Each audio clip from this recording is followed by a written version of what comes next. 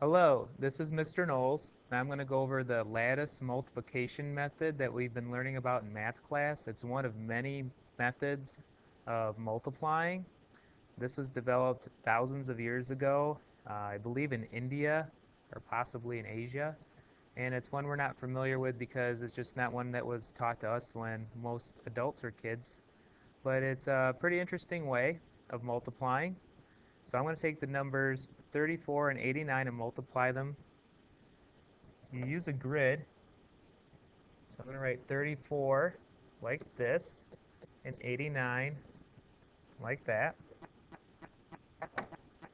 And basically, what's kind of cool is now in this square of the grid, I'm going to multiply where 3 and 8 intersect. You can kind of see a kind of like a coordinate system there. 3 times 8 goes in that box. And 3 times 8 is 24. You write the 2 in the upper triangle of that square because that represents the tens place, and the 4 in the lower triangle, that represents the ones place. And I can do any square I want at any time, just as long as I'm consistent. 4 times 8 goes there. 4 times 8 is 32.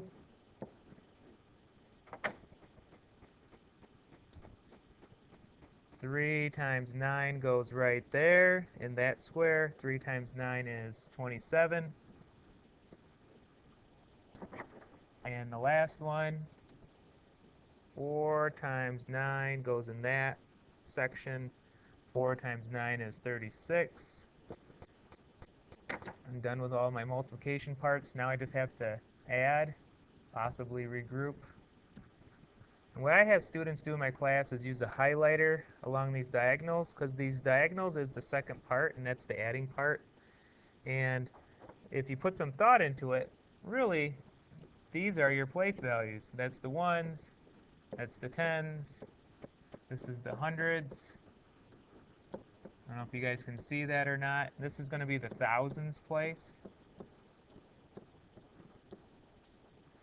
And I will add inside those diagonal rows, I guess you could say.